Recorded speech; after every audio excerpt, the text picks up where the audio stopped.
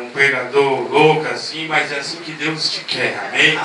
Porque temos visto aí, infelizmente, em nosso meio, algumas pessoas que Deus tem levantado, e tem imitado pregadores que é reconhecido. Igreja, não é pecado você admirar e honrar o nome de Deus, porque isso é bíblico. Mas fica naquilo que Deus te deu. Não quer imitar, igreja. Não quer imitar aquilo que Deus deu para ele. Deus deu para ele, é para ele. Fique naquilo que Deus te deu.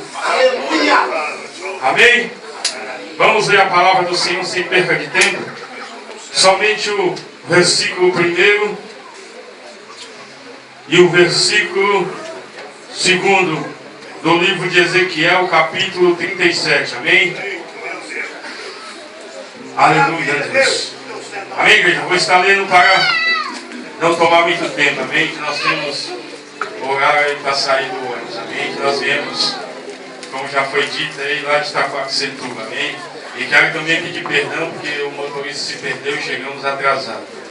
Diz assim a palavra de Deus: veio sobre mim a mão do Senhor, e Ele me fez sair no Espírito do Senhor, e me pôs no meio de um vale que estava cheio de ossos, e me fez passar em volta deles, que eram muito numerosos, sobre a face do vale, e eis que estavam sequíssimos. Amém? Pode tomar os vossos assentos.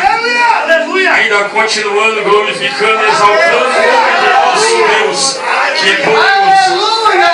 Interessante, eu estava aqui em cima, igreja. Eu gosto muito de observar o andamento do culto. E Deus usando a vida do pastor Wesley de uma forma poderosa. E aí Deus me fez a atenção e dizendo assim, culto com os profetas. E Deus falava assim, dá uma olhada para algumas pessoas aí embaixo. Os profetas não é só os que estão aqui em cima não, igreja. Você é profeta. Deus te trouxe nessa noite para usar a sua vida. E ainda tem pessoas sedentes daquilo que você trouxe.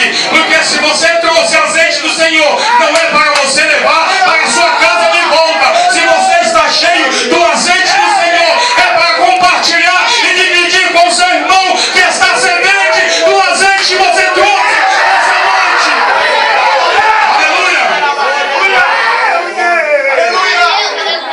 Fale de ossos secos. Então nós entendemos que aqui, igreja, tem vários itens. Foi dito sobre os ossos. Mas nessa palavra aqui eu vou para o lado do vale. E nós entendemos, igreja, que esse profeta chamado Ezequiel, ele teve uma missão muito árdua e difícil. Porque se nós voltarmos lá no capítulo 1, nós vamos ver ali no tempo babilônico o povo de Israel na beira de um rio chamado Quebar, juntamente no meio daquela nação do povo de Israel estava um homem chamado Ezequiel. E o interessante é que aquele povo estava olhando para aquele rio chamado Quebar.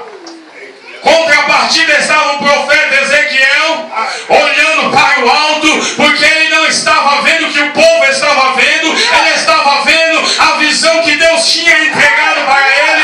E no meio daquele povo, Deus pegou e começou a trazer a visão de anjo e querubins, e Deus foi trazendo as visões para ele e foi mostrando para ele. E depois Deus pegou ele e levou lá no vale de ossos secos e começou a falar com ele e começou a mostrar aquele número de ossos que ali estava.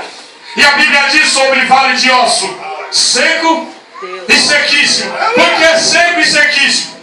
Porque o vale de osso seco, segundo a ciência, o osso ainda tem célula que pode ser produzido muitas coisas, mas o osso sequíssimo não serve para mais nada, não tem célula e não tem vigor nenhum, não serve para mais nada. E quando Deus falou para Ezequiel, se porventura poderia viver